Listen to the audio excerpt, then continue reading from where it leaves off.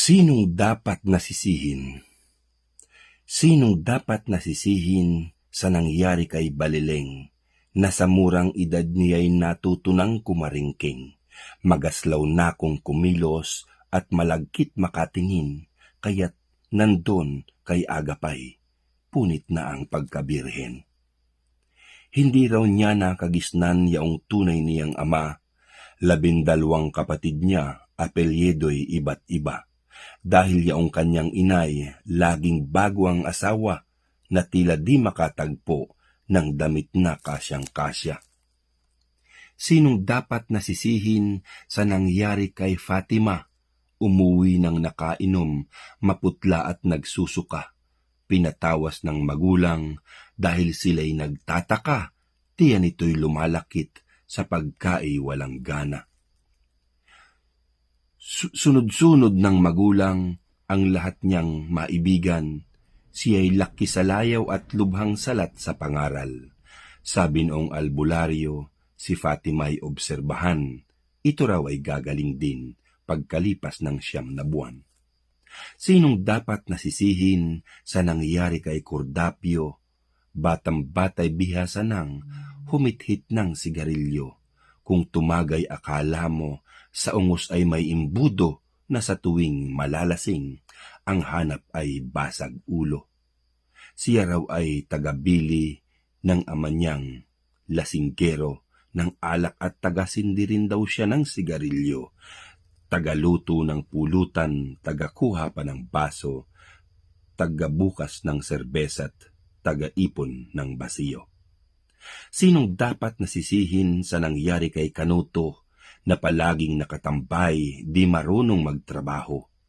Bata pa ay sugarol na, sandamakmak yaong bisyo, sa lipunay isang salot, tiwali at tarantado. Siya raw ay isinilang sa barangay Pasugalan. Binuhay siya ng tatay niya sa sabong at sa tungitan. Pag sa weteng nananaloy, walang tigil ang inuman, kapag walang mapulutan ay manok ng kapitbahay. Sinong dapat nasisihin sa buhay ni Magdalena? Katawan ang ginagamit, katawan ang binibenta. Sa umagay kulay bangkay, sa gabi ay kulay sarsa, sa gabi ay amoy perat, sa umagay amoy suka. Hindi raw siya napaaral ng mahal niyang ama't ina. Patay na raw ang tatay niya't ang nanay niya'y labandera.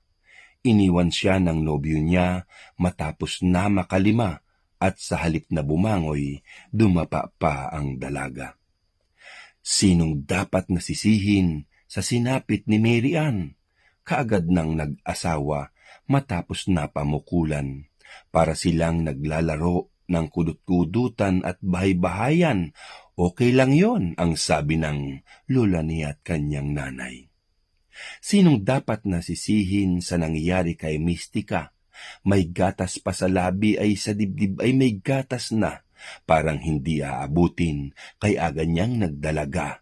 Nagbubunot na ng kilay, di pa halos nireregla. Sinong dapat nasisihin sa sinapit ni Dalmasio? Nakapatay na ng tao sa edad na 18. Binatilyong nabaliw na ng dahil sa pagsasyabo, gumahasa ng kalabaw ng bangkay at saka pato. Sinong dapat nasisihin? Sino nga ba kundi ikaw? Kundi ikaw na tahanang maling-mali kong humataw. Ganoon din ang lipunan na wala ng pakundangat, kaunlarang ang dalaay, kalaso at kamunduhan. Ngunit ikaw tandaan mong ang buhay mo'y sayong-sayo. Huwag na huwag mong isisisi ang nangyari sa palad mo. Ika'y mayroong pag-iisip, di ka hayop, ika'y tao. Alam mo ang mabuti at ang masama para sa'yo. Tandaan mo, kaibigan, na sa iyo magmumula ang iyong ikagagaling at ang iyong ikasasama. Magsangaman ang sungay mo, at ang buntot mo'y humaba, hindi ako, kundi ikaw, ang siyang higit na kawawa.